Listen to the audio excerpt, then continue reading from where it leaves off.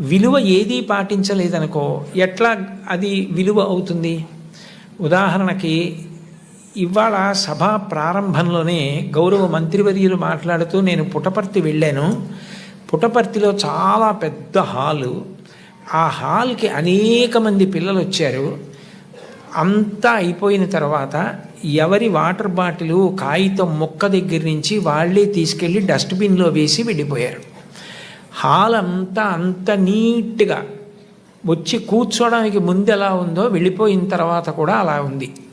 ఆయన పుట్టపర్తి సభలో పాల్గొని ఇక్కడికి వచ్చిన తర్వాత కూడా ఆయన మస్తిష్కంలో అది అలా ఉండిపోయి అలా మన పిల్లలు కూడా ఉంటే బాగుండు, అలా మన సమాజం కూడా తయారైతే బాగుండు, వీళ్ళందరూ కూడా అది నేర్చుకుంటే బాగుండన్నది ఉండిపోయి ఆలోచన దొంతరల్లోంచి అదే బయటికి వచ్చి ప్రసంగంలో ముందు పైకొచ్చింది అంటే అది ఆ పిల్లల విలువ. వాళ్ళు పరిశుభ్రత అలా పాటించారు. ఒక్కొక్కరు అంత విలువ